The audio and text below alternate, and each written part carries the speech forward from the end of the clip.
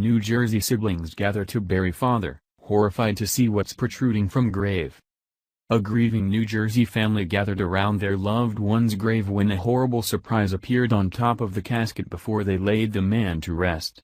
Now, the family is demanding answers from the cemetery regarding the disgusting situation that you have to see to believe, but luckily, they have the photos to prove it. Siblings Alonzo and Sandra Butler arranged to memorialize their father, Cleveland Butler, at Mount Holiness Memorial Park in New Jersey after he died of a stroke in his nursing home. They set out to bury him at the same cemetery where their mother and grandparents are buried, but quickly second-guessed their decision when a decaying foot of a corpse from an adjoining grave appeared on top of their father's casket as they were laying him to rest. The grieving family was devastated all over again, seeing the rotten foot upon their father's beautiful blue casket. A relative snapped a picture of the limb, wrapped in plastic with the toes sticking in the flowers laid upon the casket. This was a very traumatizing situation, first dealing with losing my father and then this, Sandra told the New York Daily News.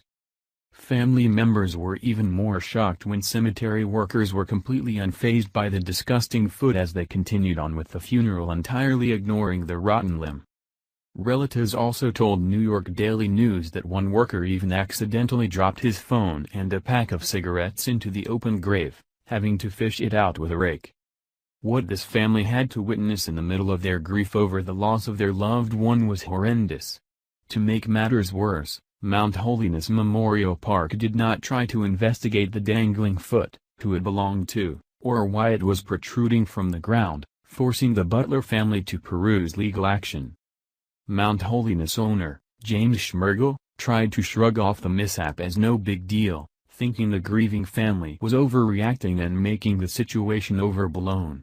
The owner even tried to bring up the excuse that the body could possibly be dated all the way back to 1969, as if that makes a bit of difference to those who had to see such a sight while burying their loved one. Schmergel must have forgotten his business thrives on those who want to respect their deceased loved ones, so he should be a bit more careful when neglecting people's feelings at such vulnerable times. While people are grieving, the last thing you should be doing is starting arguments and disregarding a troubling situation. That dangling, rotten limb belonged to someone's loved one, and the cemetery shrugged off the mistake so easily.